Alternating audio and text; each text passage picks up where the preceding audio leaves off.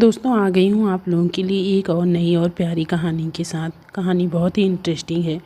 Please आप लोग कहानी को अपना प्यार दीजिएगा, कहानी को अंत तक ज़रूर सुनिएगा। दिलीप, कशिश मैडम को अंदर भेजो। अबीर ने कप उठाते हुए दिलीप से कहा और लैपटॉप पर झुक गया। जी साहब, दिलीप ने कहा और खाली कप प्लेट उठाकर बाहर निकल गया। थोड़ी देर में वाइट कलर का सादा कॉटन सूट पहने और हमरंग दुपट्टा सिर पर ओढ़े हुए अपने नाम की ही तरह एक पुरकशिश लड़की अंदर आई थी। सलोना चेहरा, बड़ी बड़ी काली आंखें और संजीदगी से उठते कदमों के साथ वो अंदर आ गई थी। इस बार रेंट का अमाउंट लास्ट मंथ से ज़्यादा है, जबकि ना तो कोई नया वेयर हाउस लिया गया है और ना ही गेस्ट हाउस। उसने कशिश को देखते हुए कहा, सर, इस बार 5 वेयर हाउसेस का रेंट इंक्रीज़ हुआ है और एक गेस्ट हाउस का। इसी वजह से अमाउंट बढ़ा है। रेंट सीट में ये सभी हाईलाइट किए हुए हैं और नीचे नोट भी लिखा है। उसने बिना घबराए आराम से जवाब दिया था, मुझे इस मंथ का केस फ्लो चाहिए। कहाँ कितना कितना अमाउंट गया और कहाँ से आया है? वो झुंझलाहट से बोला, सर, मैं कल आपको दे दूँगी, क्योंकि आज ऑलरेडी 6 बज चुके हैं और कम से कम 1 से 1.5 घंटा लगेगा बनाने में। So what, I need it today. Okay, उसने कहा और बाहर आ गई। उसने घर भी समय से जाना होता था, लेकिन अबीर उसे हमेशा ऐसे ही वक्त पर काम देता था कि वो निकल नहीं पाती थी। बाहर आकर वो काम में लग गई थी, अकाउंट्स डिपार्टमेंट में। आधे घंटे बाद वो अकेली ही रह गई थी। उसने टाइम देखा और फिर से बिजी हो गई। अंदर बैठा अबीर उसे ऑफिस में लगे कैमरे के जरिए मोबाइल में देख रहा था। ये लड़की उसकी समझ से परे थी। पहले पहले उसे वो पोज करती हुई लगती थी, लेकिन 1 साल से ज़्यादा हो चुका था और वो ऐसी ही थी, खुद में सिमटी हुई सी, किसी से भी ज़्यादा बातचीत नहीं, हर वक्त काम में लगी हुई, सर पर दुपट्टा जमाए सादे कपड़ों में रहने वाली। उसने आज तक उसे कभी हंसते हुए नहीं देखा था। वो गेहुए रंग की एक खासी खूबसूरत लड़की थी। तीखे नैन नक्श, लंबे बाल, लंबी बड़ी बड़ी आँखें, लेकिन वो आँखें बिल्कुल खाली थी। कोई भाव नहीं था उनमें, न प्यार, न नफ़रत, न सम्मान, न अपमान, न आदर, न तिरस्कार, न दोस्ती, न दुश्मनी, कुछ भी नहीं। बस वो एक अनबुझ सी पहेली लगती थी उसे, जो मानो उसे चैलेंज कर रही थी कि मुझे समझ कर दिखा। और वो उसे जानबूझकर परेशान करने के लिए अजीब से काम देता था, जैसे केस फ्लो सॉफ्टवेयर से निकल सकता था। लेकिन उसे उसमें भी एक अलग तरह का बाइफुरकेशन चाहिए था, सब कुछ अलग। उसे परेशान करके भी वो खुश नहीं हो पाता था, क्योंकि ना तो वो झुझलाती थी न परेशान लगती थी। वो उस बर्फ़ सी लड़की को तोड़ना चाहता था, लेकिन ऐसा आज तक ना हो पाया था। उसने रिपोर्ट दोबारा चेक की और अबीर को मेल कर दिया। डेस्क की सभी चीज़ें समेट कर ड्रॉअर में डाला और लॉक कर दिया। तभी साइड में रखा फ़ोन बजा था। उसने रिसीवर उठाया। दूसरी तरफ अबीर था। I need hard coffee. उसने प्रिंट आउट निकाल कर सिस्टम ऑफ किया और हार्ड कॉफ़ी और अपना बैग उठाकर उसके कैबिन की ओर गई। प्रिंट आउट उसे देकर वो निकल गई थी। आ जाओ बेटा, खाना खा लो। आज मैंने तुम्हारी पसंद की बिरयानी और शामी कबाब बनाए हैं। रेहाना बेगम ने अबीर को देखते हुए कहा, आप खा लीजिए, मुझे अभी भूख नहीं है। वो एक सर्द निगाह माँ पर डालकर कदम बढ़ाने लगा। अबीर, थोड़ा सा खा लो प्लीज़। उनकी आवाज़ भर्रा गई थी, लेकिन वो अनसुना करके अपने कमरे में आ गया था। आलिया, बेटा जाओ, भाई को उसी के रूम में खाना देकर आओ और अपने सामने खिला कर आना। मजहर ने बेटी को कहा, जो हाँ में सिर हिलाकर खाना ट्रे में रखने लगी। रेहाना, उसे थोड़ा वक्त दो, सब ठीक हो जाएगा। मजहर बीवी को समझाते हुए खाना खिलाने लगे थे। वो अबीर के सौतेले बाप जरूर थे, लेकिन उसे अपनी बेटी की तरह प्यार करते थे। रेहाना की शादी अनवर से हुई थी और शादी के 1 साल के अंदर अबीर उनकी दुनिया में आ गया था। अभी अमीर साल भर का भी ना हुआ था कि अनवर पर कातिलाना हमला हुआ और उसमें वो बुरी तरह जख्मी हो गया था और अस्पताल में उनकी बेहोशी के आलम में ही मौत हो गई थी। उसके बाद रेहाना ने बमुश्किल अपनी इद्दत पूरी की और जाने किस डर के तहत अपने बेटे के साथ मायके आ गई, जहां उन्हें एक बार फिर अपने बचपन का साथी मजहर मिला और टूटे बिखरे वजूद को फिर से समेटने की वजह भी। मजहर पहले से ही उन्हें चाहते थे, लेकिन तब वो इस काबिल ना थे कि उन्हें बता सकते या उनके घर वालों से उनका हाथ मांग सकते। आज उनका कारोबार सही था और फिर सबके समझाने पर रेहाना और मजहर ने सादगी से निकाह कर लिया। अबीर तो उन्हीं को अपने सगे माँ बाप मानता था, पर कुछ वक्त पहले उसके सामने सच्चाई आ गई थी, और वो भी इस तरीके से कि वो अपनी माँ से भी नाला हो गया था। उस घर में अब वो किसी से बात नहीं करता था, किसी के नाच उठाता उस घर में अब वो किसी से बात करता था, किसी के नाच उठाता था और मोहब्बत जताता था, तो वो बस आलिया थी कि उनके रिश्ते में सौतेलापन दरार न डाल पाया था। मैं आई कमिन सर, उसने पूछा। Yes come in, have a seat. Aveer ने उसे बैठने का इशारा करते हुए कहा। जी सर। कोई काम था? कशिश ने उसे खामोश देखकर पूछा। हाँ, आपको मेरे साथ चंडीगढ़ चलना है मंडे को। We have to reconcile with client and you are maintaining the whole client understanding, so we ready. I am sorry sir, मैंने ज्वाइनिंग के टाइम पर ही बता दिया था कि मैं आउट ऑफ स्टेशन नहीं जा सकती। उसने साफ लफ्ज़ों में कहा। मैं तुमसे जाने के लिए पूछ नहीं रहा, बता रहा हूँ, और अगर तुम्हारे पेरेंट्स को कोई प्रॉब्लम है तो मैं उनसे बात कर लेता हूँ। सुबह जाना है और शाम को वापसी है। सर, मैं नीरज को सब कुछ समझा देती हूँ और डाटा भी दे दूँगी, आप उन्हें ले जाइए। उसने सोचते हुए कहा। हमारा काम उनसे ख़त्म हो गया है और हम उनसे अपनी फ़ाइल पेमेंट के लिए रिंकसिलेशन करने जा रहे हैं। This is last chance. Understanding का जो भी फाइनल स्टेटमेंट साइन हो गया उतनी पेमेंट मिलेगी। So I don't wanna take any chance. You are coming with me. Is that clear? Abir ने खासे जहरीले लफ्ज़ों में उसे चबा चबा कर कहा था। उसने चंद लम्हे सोचा और फिर हामी भर कर बाहर आ गई, क्योंकि वो खुद जानती थी कि उसके अलावा और कोई ये काम नहीं कर पाएगा। क्लाइंट का TDS भी वही देखती थी, तो सब चीज़ें उसके टिप्स पर थी। यूँ भी अगर सेम डे आ जाना था तो कोई प्रॉब्लम भी नहीं थी। बाहर न जाने की बाउंड्री उसने खुद ही बनाई थी, वरना तो उसे कौन मना करता। मंडे के लिए उसने ठीक से क्लाइंट का अकाउंट स्टडी किया और डाटा रेडी करके रखा। सारी पेमेंट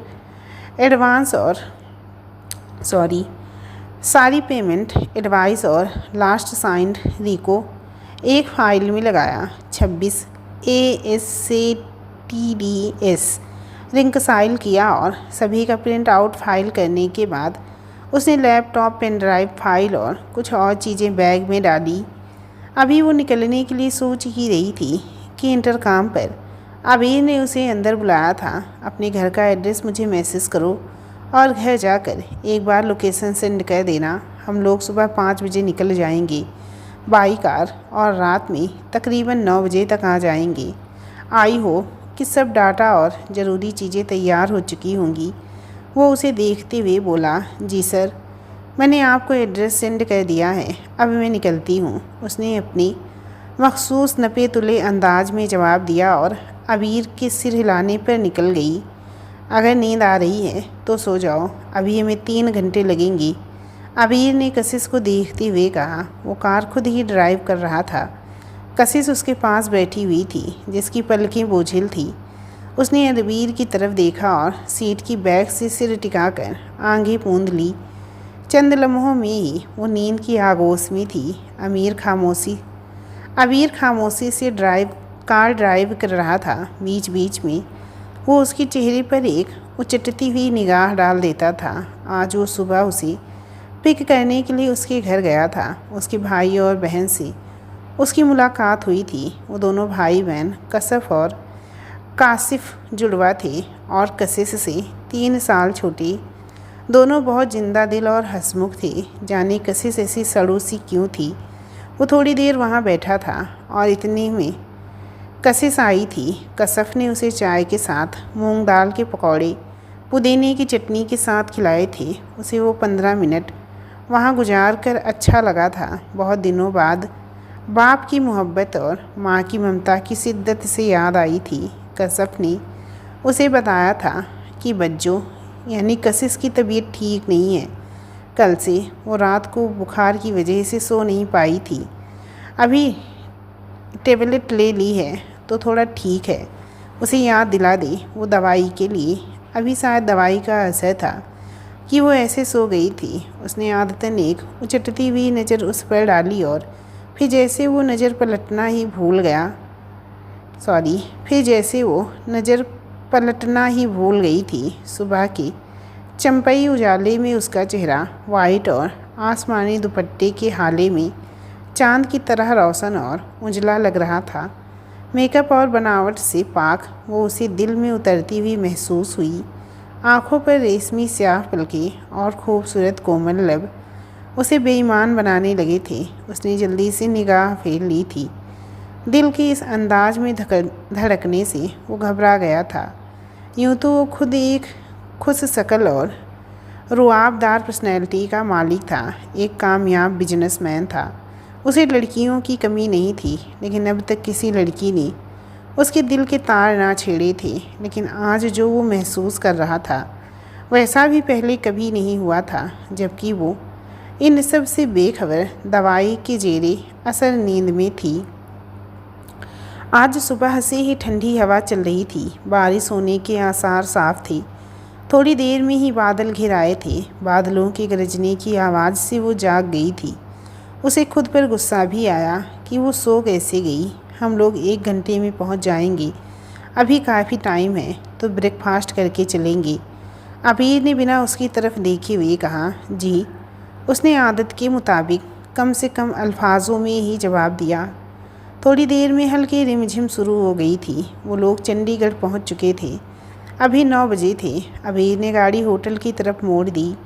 जल्दी ही वो लोग एक होटल के सामने थे। वो नीचे उतरी और अबीर के पीछे चलते हुए अंदर दाखिल हो गई। अबीर ने नाश्ते का ऑर्डर दे दिया था। वो दोनों आमने सामने बैठे थे। वो थोड़ी नर्वस थी। वो एक मिडिल क्लास फैमिली से थी और बाद में तो हालात और भी ख़राब हो गए थे। इस तरह होटलिंग उसने कभी नहीं की थी और अबीर उसका बॉस था। उसके साथ बैठना उसे कुछ अच्छा नहीं लग रहा था। हालांकि उसने कभी किसी को हिकारत की नज़रों से नहीं देखा था और ना ही कभी किसी का मजाक बनाया था। लेकिन उसकी अमीरी और रुआबदार पर्सनालिटी उसे नर्वस कर रही थी। जैसे तैसे उसने ब्रेकफास्ट फिनिश किया। अब उन्हें क्लाइंट कंपनी जाना था।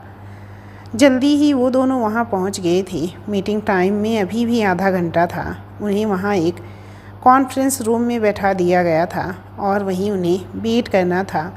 सौरभ वर्मा थोड़ी देर बाद आ गया रिंकसिलिकेशन के लिए और औपचारिक हाय हेलो के बाद उन्होंने रीको करना शुरू कर दिया। अबीर सिर्फ वहाँ बैठा हुआ था कि कहीं हो सकता है उसकी ज़रूरत पड़ी, लेकिन वो आराम से अपने आप ही सब कुछ हैंडल कर रही थी। इस बीच में कई बार सौरभ ने फ़ोन पर भी कंफर्मेशन ली थी कई चीज़ों की।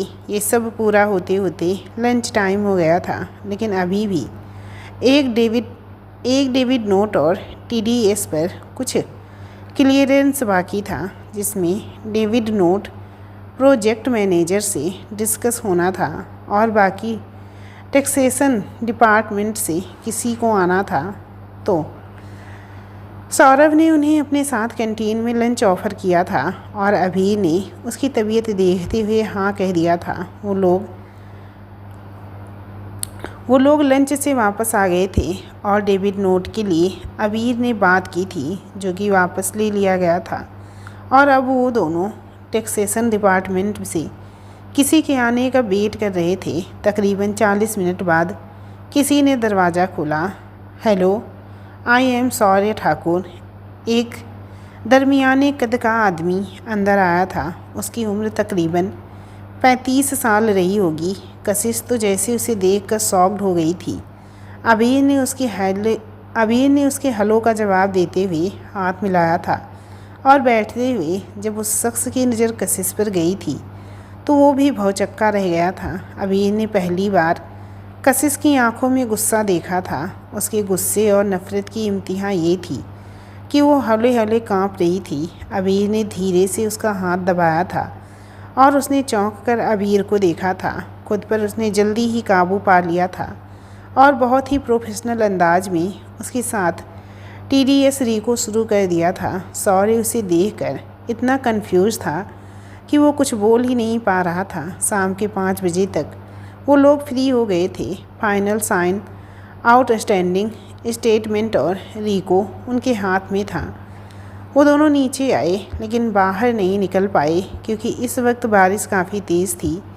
कशिश की आंखों में परेशानी थी लेकिन वो कुछ कह नहीं सकती थी।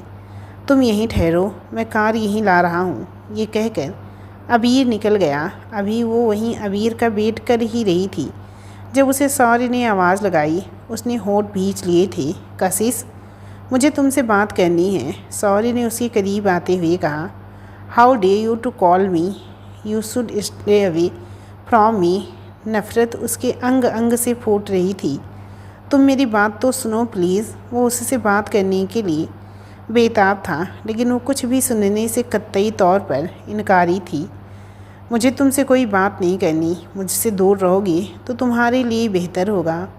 मुझे तुम्हारी शक्ल से भी नफ़रत है और मैं नहीं चाहती कि बेकार में कोई तमाशा हो। उसने अंगारे चबाते हुए कहा। क्यों इतना एटीट्यूड दिखा रही हो तुम? किस बात का घमंड है तुम्हें? मैंने सोचा था कि तुमसे माफ़ी मांग लूँगा लेकिन तुम जैसी लड़कियों की यही औकात है। वो तिलमिला गया था। Is everything okay? अबीर ने अंदर आते हुए पूछा। जी, अब हमें चलना चाहिए, कशिश ने अबीर की ओर जाते हुए कहा। ओहो, क्या बात है, लगता है बहुत क्लोज़ हो तुम अपने बॉस से। कहाँ कहाँ का टूर लगता है। साथ में उसके चेहरे पर कमीनगी बरसने लगी। Don't cross your limit. मैं ऐसी बकवास बर्दाश्त करने का आदी नहीं हूँ। क्या तुम्हें लड़कियों की इज्जत करना नहीं सिखाया गया या सब कुछ भूल चुके हो? अबीर खुद को बमुश्किल शांत रखा था। इज्जत? हा हा हा, कहाँ सिखा रहा है मुझे? सचनो, ये प्रवचन किसी और को देना जाकर। इसे मैं अच्छी तरह जानता हूँ और मुझे पता है तेरी इतनी मेहरबानी क्यों है इस पे। वो अबीर के करीब आया और उसकी आंखों में देखकर बोला। क्यों? कितनी बार बिस्तर गर्म कर चुकी है ये चटाक। एक तेज़ आवाज़ आई थी और वो अपने गाल पर हाथ रखते हुए लड़खड़ा गया था। आइंदा कुछ भी बोलने से पहले इस थप्पड़ को याद रखना। मेरी बर्दाश्त की हद अब ख़त्म हो चुकी है। कुछ भी बोला या बकवास किया तो यहाँ पुलिस होगी। जिस नाम और नौकरी पर तुम इतना इतरा रहे हो, लम्हे भर में वो सब मिट्टी में मिल जाएगा। याद रखना, कशिश बदल चुकी है और हर हिसाब करना सीख गई है। सर चलिए।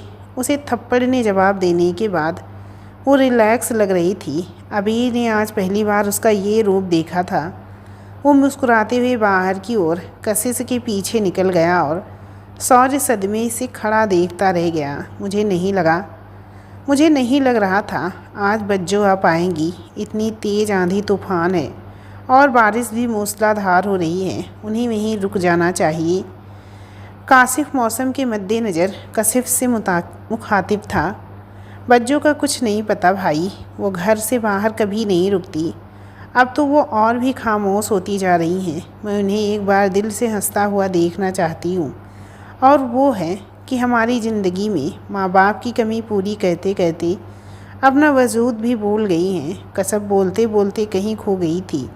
बस मेरी पढ़ाई पूरी हो जाए और मैं अपने पैरों पर खड़ा हो जाऊँ, फिर सबसे पहले बच्चों की शादी करूँगी। बहुत ख्वार हो चुकी वो, बस अब और नहीं होने दूँगी।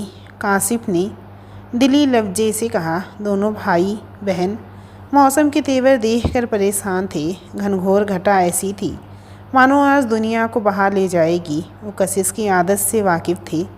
एक तो वो उन दोनों के अलावा किसी पर भरोसा नहीं करती थी और दूसरी वो कहीं भी आउट ऑफ सिटी जाने से परहेज़ रखती थी।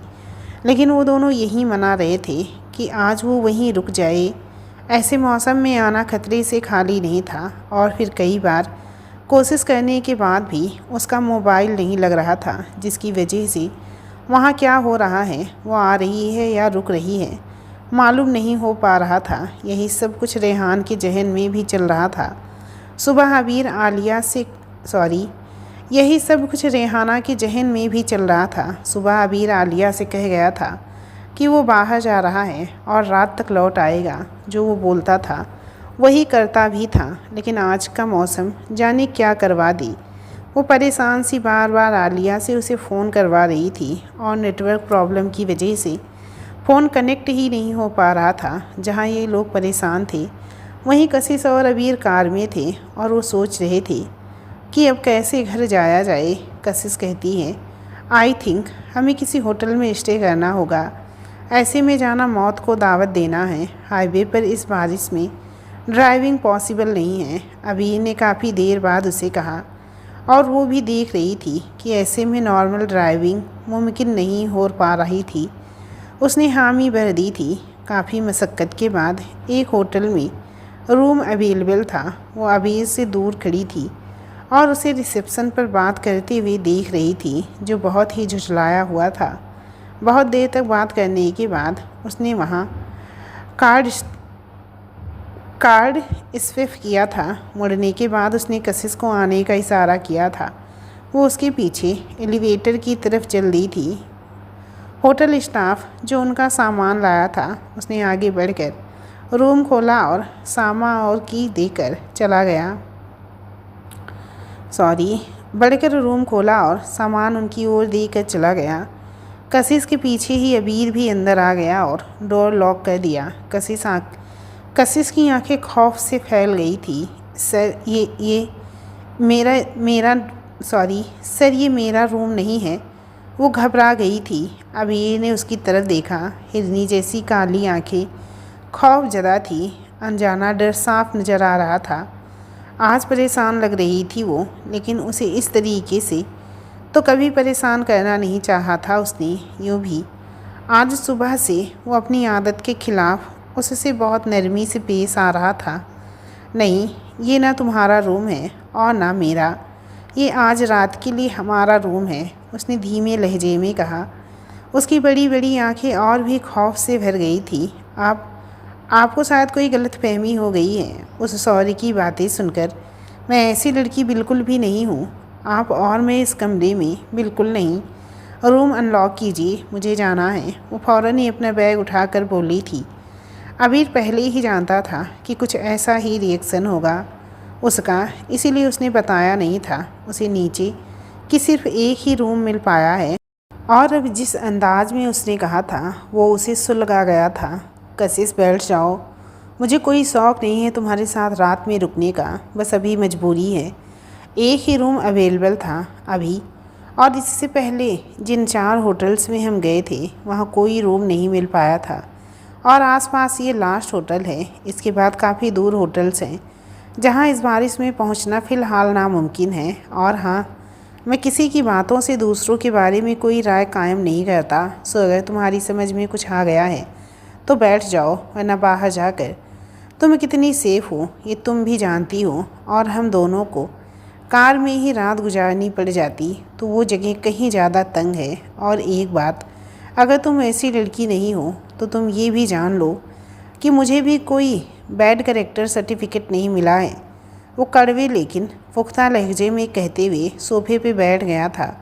उसकी बातें कड़वी और बुरी ज़रूर लगी थी उसे, लेकिन ये सच था और इस वक्त हालात से समझौता ज़रूरी था। लेकिन मर्दों पर यकीन उसे अब होता ही नहीं था। सर, आई एम सॉरी, लेकिन आप डोर अनलॉक कर दीजिए। मैं लॉक्ड रूम में कंफर्टेबल नहीं फ़ील कर रही। कबीर ने कीज उसकी तरफ उछाल दी थी। वो दोनों खाना खा रहे थे। जब अबीर ने उससे सॉरी के बारे में पूछा, उसका हाथ खाना खाते खाते रुक गया था। फिर उसने पलकें झपकाई और धीरे से बोली, he is from my home town. अबीर ने एक गहरी नज़र से उसे देखा। उसने अपने भीगे हुए से कपड़े बदल लिए थे। अभी वो ब्लैक कलर के सूट में थी और दुपट्टे के हौले में उसका चेहरा अबीर के सवाल पर धुआं धुआं हो गया था। वो खुद को नॉर्मल रखने की भरकस कोशिश कर रही थी, लेकिन नाकामयाब थी। और तुम दोनों की एक दूसरे से इतनी नफ़रत की वजह? वो बगैर उसे देखते हुए बोला। उसकी नफ़रत की वजह का मुझे इल्म नहीं, और मेरी नफ़रत की वजह मैं बताना नहीं चाहती। वो कतई इनकारी थी अपने बारे में बताने से। अबीर को एक बारगी तो बहुत बुरा लगा, लेकिन जब दर्द का साया उसके चेहरे पे दिखा तो वो चुप कर गया। यहाँ तक आने से उसके दिल में कशिश की एक ख़ास जगह बन चुकी थी, वो जगह जो किसी को भी नहीं देना चाहता था। ये और बात थी कि वो खुद से भी इनकारी था कि उसके दिल में उसके लिए ऐसा कुछ था। इस वक्त भी उसके ना बताने और तकलीफ़ की छाप उसके चेहरे पर होने उसे बताया था कि शायद वो कभी सौर से मोहब्बत करती हो, और उसने उसे या तो धोखा दिया या फिर उसकी चाहतों को ठुकरा दिया था। तभी आज वो उसकी शक्ल तक देखना नागवार थी। खाने के बाद उसने वॉशरूम का रुख किया था। थोड़ी देर बाद वो बाहर आई। सर, आप बेड पर सो जाइए, मुझे अभी नमाज अदा करनी है, मैं फिर सोफे पर लेट जाऊंगी, उसने अबीर से कहा। ठीक है, वो कहते हुए बेड पर बैठ गया था। कशिश ने एक साफ़ चादर नीचे बिछाई और नमाज़ पढ़ने लगी। इस वक्त उसे दुनिया जहान से जैसे कोई मतलब ही नहीं था। वो पूरी तरह इबादत में डूब गई थी। स्याह दुपट्टे में लिपटे उसके चेहरे का नूर फैला हुआ था। अबीर लेटे हुए आंखों पर हाथ रखकर चोर नज़रों से उसे देख रहा था, और उसकी नज़रें हट ही नहीं रही थी। जाने कितना वक्त गुजर गया था। वो नमाज़ पढ़ने के बाद भी काफ़ी कुछ पढ़ रही थी, और फिर जब उसने दुआ के लिए हाथ उठाया तो उसकी आंखों से आंसू हथेलियों में आ गिरे। उस रब से मांगने के लिए यूँ भी अल्फाज कहाँ ज़रूरी है। वो तो हमारी सहरग से भी ज़्यादा करीब है। 70 माओं से ज़्यादा मोहब्बत करने वाला। बस उसे तो दिल से याद करने की ज़रूरत है। वो सब कुछ जानता है और बेहतर इंसाफ करने वाला है।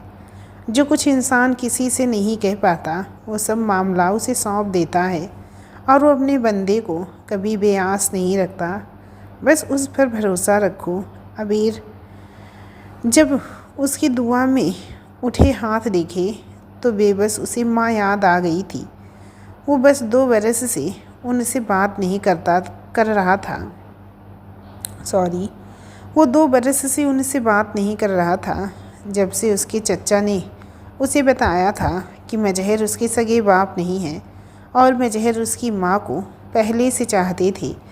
और उसके पापा के इंतकाल के बाद ही रेहाना ने मजहर से निकाह कर लिया था, और वो माँ बाप से फासले बना गया था। उनकी मोहब्बत, उनकी फ़िक्र, उनकी तकलीफ़ सब फरामोश कर चुका था। वो चाचा से मिलना उसने शुरू कर दिया था, लेकिन उनके घर का माहौल उसे अच्छा नहीं लगा था। फिर भी उनकी बातें उसके लिए इनकिसाफ़ साबित होती थी।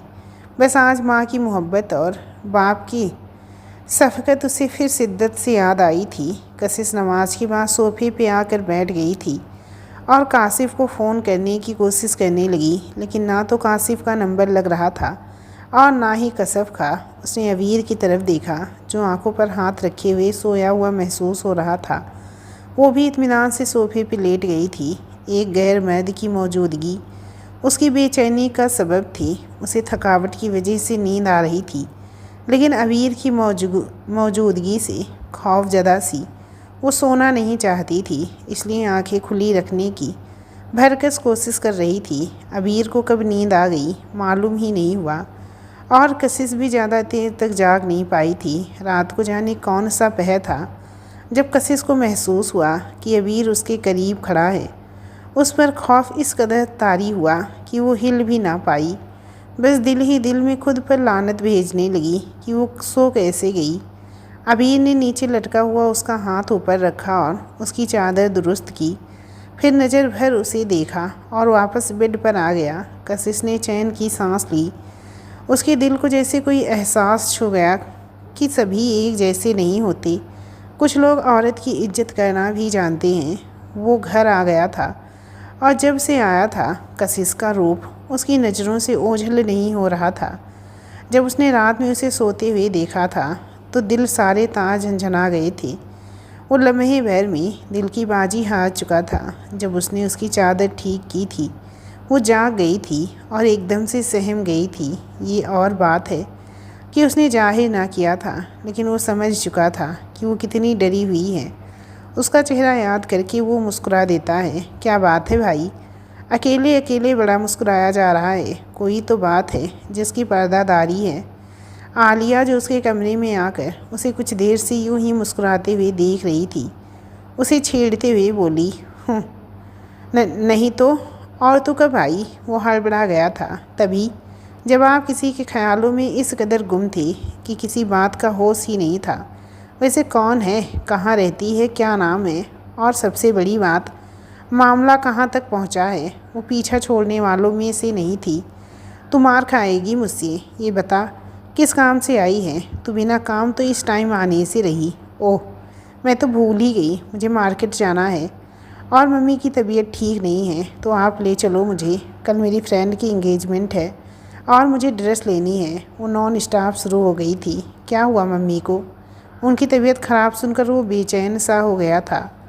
वो उनसे लाख नाराज़ सही, लेकिन उनके लिए उसकी फ़िक्रमंदी ये साबित करती थी कि वो उनसे बहुत मोहब्बत करता था। कल आप आए नहीं ना, आपसे बात हो पाई तो परेशान हो गई और पूरी रात जागती रही। नींद सही से ना लेने की वजह से और टेंशन में अपना बीपी हाई कर लिया। और क्या, डॉक्टर ने चेकअप कर लिया है, अभी दवा लेकर आराम कर रही हैं, तो आप परेशान मत हो। उसने डिटेल में बताया और उसे तैयार होने का कह कर चली गई। थोड़ी देर बाद वो उसे लेकर निकला था, लेकिन उससे पहले 2 बार चोरी से माँ को देख कर आया था। रास्ते भर उसने दिमाग खाया था उसका कि कौन लड़की है जो उसके भाई को दीवाना बना गई है, और वो उसे सफाई देकर परेशान हो गया था। शॉपिंग मॉल में घुसने के बाद ही वो चुप हुई थी। कई ड्रेस उसने देखा, लेकिन उसे कोई पसंद नहीं आ रहा था। बड़ी ही जद्दोजहद के बाद उसने एक लाल स्कर्ट और क्रॉप टॉप पसंद किया था। डार्क वाइन कलर की स्कर्ट पर बॉटम पर सिल्वर कलर से हल्की सी कढ़ाई थी और सिल्वर कलर का टॉप था। उसके साथ उसने मैचिंग ईयरिंग और ब्रेसलेट लिया था। इसी काम में उसने 2 घंटे लगा दिए थे। लड़कियों की शॉपिंग उसके बस से बाहर थी, लेकिन आलिया उसकी जान थी, तो बिना अकड़े वो उसके साथ घूम रहा था। अस्सलाम वालेकुम, वो आवाज़ पर पलटा था। वालेकुम अस्सलाम। कसफ, तुम यहाँ कैसे? वो उसे यहाँ देखकर हैरान हुआ था। मैं यहाँ अपनी फ्रेंड के साथ आई हूँ, उसे कुछ शॉपिंग करानी है। ओह, आलिया की तरफ देखते हुए बोली। ओह अच्छा, मुझे लगा शायद कशिश के साथ हो। Anyway, meet my lovely sister Alia, वो उसे इंट्रोड्यूस कराते हुए बोला। कसफ ने आलिया से हाथ मिलाया और नॉर्मल सी बातों के बाद वो दोबारा अबीर से मुखातिब हुई। बच्चों के साथ कैसे आ सकती थी मैं? वो तो ऑफिस के लिए निकल गई थी। क्या? लेकिन क्यों? आपको नहीं पता, लेकिन वो तो कह रही थी कि बहुत ज़रूरी काम है, अभी जाना ज़रूरी है। उसने हैरानी से बोला। ओह अरे हाँ यार, मुझे भी ऑफिस पहुंचना था, मीटिंग थी ज़रूरी, वो याद करते हुए बोला। हालांकि वो सोच रहा था कि काम तो कुछ नहीं है। फिर कशिश ने ऐसा क्यों कहा? कसफ कहाँ हो, जल्दी आओ ना, उसकी सहेली ने आवाज़ लगाई, तो वो माजरत करती हुई चली गई। और कुछ लेना है मेरे आका?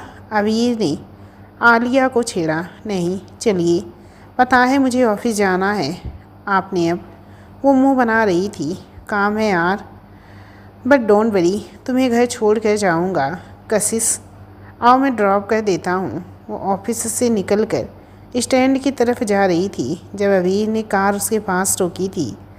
अचानक होने वाले इस इंसिडेंट से वो उछल पड़ी थी। फिर उसने खुद पर काबू पाया। नहीं सर, थैंक यू, मैं चली जाऊंगी। अभी जो ऑफिस नहीं गया था, बल्कि हाफ टाइम पर बाहर ही उसका इंतज़ार कर रहा था, हल्का सा मुस्कुरा देता है। मुझे कुछ ज़रूरी बात करनी है, आ जाओ। वो कतई उसके साथ नहीं जाना चाहती थी। आज सुबह वापसी के वक्त उसने जो रंग उसकी आंखों में महसूस किए थे, वो नहीं चाहती थी कि उन रंगों के एहसासों को अल्फाज मिल जाए। सर प्लीज़, आप फ़ोन पर बात कर लीजिएगा। Fine, if you have problem then we will talk in office tomorrow, but it will take time. उसका मूड बिगड़ने वाला था। कशिश नहीं चाहती थी कि ऑफिस में कोई बात वो उसके कैबिन में जाकर देर तक करे। आज ऑफिस में चंद सुगबुगाहटें उसने सुनी थी कि अबीर उस पर कुछ ज़्यादा ही मेहरबान हो रहा है और वो इस तरह की अफवाहों से बचना चाहती थी। इसीलिए दरवाज़ा खोलकर अंदर बैठ गई। अबीर ने कार आगे बढ़ा दी थी। जी बताइए, क्या ज़रूरी बात थी? वो एकदम मुद्दे पे आ गई थी। तुम आज ऑफिस क्यों गई, जबकि मैंने तुम्हें हाफ़ लेने के लिए कहा था? उसने उसकी तरफ देखा, जिसकी आंखें रात को जागने की वजह से गुलाबी हो रही थी और वो आसमानी दुपट्टे में लिपटी हुई, थोड़ी परेशान और झुझलाई हुई उसके पास बैठी हुई थी। उसने एक गहरी सांस ली। जब भी कोई लड़की आउट स्टेशन जाती है और वहाँ नाइट स्टे करती है, तो ऑफिस में अफवाह रहती है कि वो जिसके साथ गई थी उसके साथ ही रात में इस तरह की बातें अफोर्ड नहीं कर सकती। अगर आज मैं ऑफिस नहीं आती तो सबको यही लगता कि मैंने वहाँ स्टे किया था, इसीलिए मैं नहीं आई।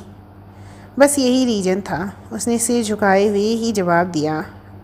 और कौन लोग हैं जो ऐसा कहते हैं? वो गुस्से से बोला। मैं नहीं जानती।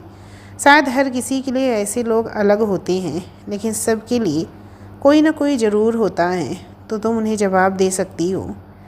शायद आपने सुना हो कि मारने वाले का हाथ पकड़ा जा सकता है, लेकिन बोलने वाले की ज़ुबान नहीं। ऐसे अफवाह फैलाने वाले लोगों की कोई शक्ल नहीं होती, बस बातें होती हैं। उसके लहजे में एक अनजाना सा खौफ झलक रहा था।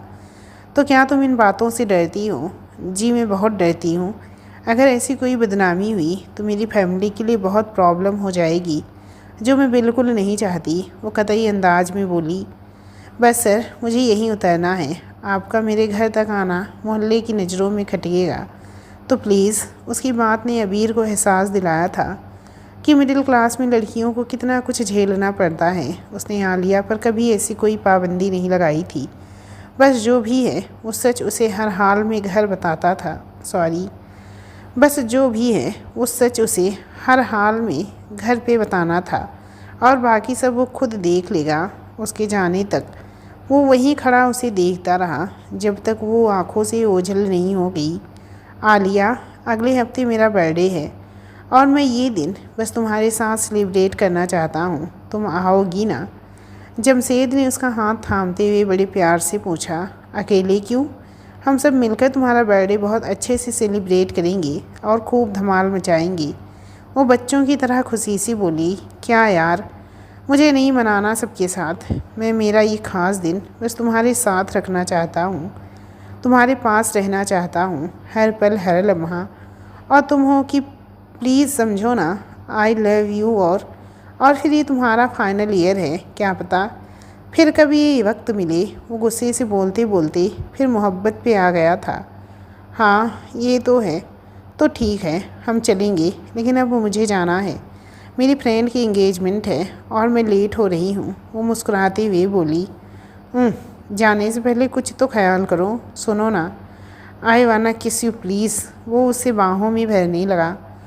ओह प्लीज़ जिम्मी, तुम्हें पता है ना, मुझे शादी से पहले ये सब पसंद नहीं। मैं अपने घर वालों का सर झुकाने का कोई काम नहीं कर सकती। और तुम भी प्लीज़ अब जल्दी घर आ जाओ और मेरे घर वालों स्पेशली भाई से मिल लो। वो थोड़ी सी नाराज़गी से उससे बोली थी। जमशेद से उसकी मुलाकात एक एक्सीडेंट के दौरान हुई थी, जिसमें उसकी कार से टक्कर लगने पर वो बाइक से गिरकर जख्मी हो गया था। पहले जान पहचान, फिर फ्रेंडशिप और फिर प्यार। इतना जल्दी सब कुछ हुआ था। वो उससे शादी के सपने संजोए हुए थी। जमशेद ने उसे बताया था कि वो जहाँ पीजी में रहता है, फैमिली दूसरे शहर में है। उसके कुछ दोस्त भी थे जिनमें 2 लड़के और 2 लड़कियाँ थीं।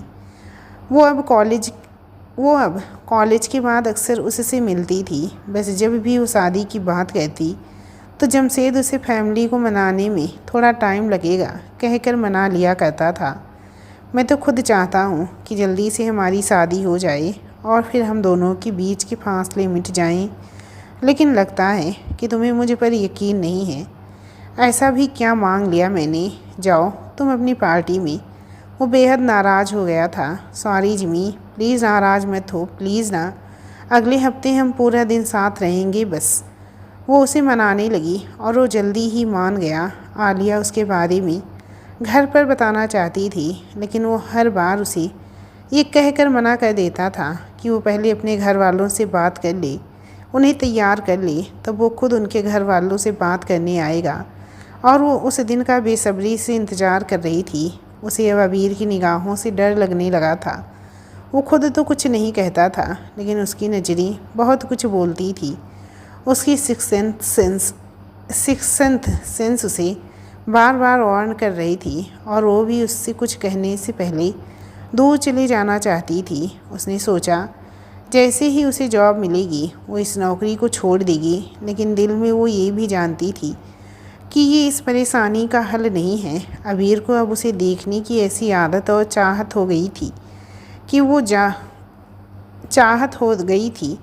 कि वो जो अक्सर ऑफिस से जल्दी चला जाता था, अब उसके निकलने तक वहीं रहता था। उसने चाचा के यहाँ जाना भी कम कर दिया था, जिसकी उन्हें काफ़ी शिकायत रहती थी। वो अपनी बेटी समीना से उसका निकाह करवाना चाहते थे और ढके छुपे लहजों में कह भी चुके थे। उसने भी उसी अंदाज में उन्हें सहूलियत से इनकार कर दिया था, लेकिन वो पीछा छोड़ने वालों में से नहीं थे और उसे घर बुलाकर समीना को उसके करीब करने का कोई मौका नहीं छोड़ते थे। वो अब उनसे कटने लगा था। उसका दिल यूं भी उससे बगावत कर चुका था और उसने अपने दिल से ये हार कबूल कर ली। बस अब वो मौका ढूंढ रहा था कशिश से इजहार करने का, और वो थी कि उससे दूर दूर रहती थी। कशिश, मैंने तुम्हें एक मेल की है, उसमें एक फॉर्मेट है, उसमें डाटा फिल कर देना आज ही। उसने इंटरकॉम पर उसे फरमान सुनाकर रिसीवर रख दिया। उसके होंठों पर एक आसूदा सी मुस्कुराहट थी। कशिश ने चेक किया तो ये काफ़ी टाइम टेकिंग था। लास्ट 3 ईयर्स की turnover, profit, liquid, ratio, loans, employees और काफ़ी सारे क्लाइंट्स के नाम और बिजनेस में उनका रेशियो, सभी कुछ था। अब जबकि सबके जाने का टाइम हो रहा था, वो इस काम पर पहली दफ़ा जुझला गई थी। वो जितना चाहती थी कि अकेले में उसके सामने ना पड़े, उतना ही सर्कमटेंसेस ऐसे बन रहे थे। वो मन ही मन उन्हें सुनाती हुई काम पर लग गई थी।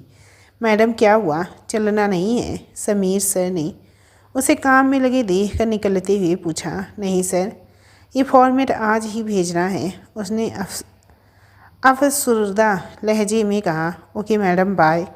वो कहते हुए निकल गया। धीरे धीरे करके पूरा ऑफिस ही खाली हो गया था। लास्ट में मोहित और अश्विन को निकलते देखकर वो आधे फिल हुए फॉर्मेट को मेल करके उठ खड़ी हुई। ये क्या है कशिश? आधा काम? सर प्लीज़, अगर लेंथी काम होता है तो थोड़ा पहले बता दिया कीजिए। मैं और नहीं रुक सकती, मैंने ज़रूरी इन्फॉर्मेशन फिल कर दी है, बाकी नॉर्मल है, आप प्लीज़ कर लीजिएगा। वो बैग उठाकर जाने के लिए खड़ी हो गई। ओके, मुझे बस बता दो थोड़ा कि क्या और फिल करना है। बस सर, मैं सिस्टम ऑफ कर चुकी हूँ, मेरे लैपटॉप में बता दो। आ जाओ 1 मिनट, वो कैबिन की तरफ जाते हुए बोला। वो दिल ही दिल में भुनकती हुई उसके पीछे चल पड़ी। कैबिन का दरवाज़ा खोलकर उसने उसे आने के लिए कहा। वो अंदर आ गई। अभी वो लैपटॉप की तरफ देख ही रही थी कि उसने डोर लॉक कर दिया। उसका दिल उछलकर हलक में आ गया था। दोस्तों, इस कहानी की इस चैप्टर के एंड यहीं पे कहती हूँ। इस कहानी का दूसरा चैप्टर आपको हमारे दूसरे चैनल पर सुनने को मिलेगा, जो कि आप लोगों में से बहुत से लोग जानती हैं। तो वहाँ पर मैं इसका दूसरा चैप्टर अपलोड कर चुकी हूँ। लिंक नीचे कमेंट बॉक्स, इन स्क्रीन और डिस्क्रिप्सन बॉक्स हर जगह आपको मिल जाएगा। फिर भी अगर नहीं मिलता है तो आप लोग प्लीज़ हमें कमेंट करके बताइएगा, मैं आप लोगों को लिंक दे दूँगी। कहानी कैसी लगी आपको हमें कमेंट करके ज़रूर बताइएगा।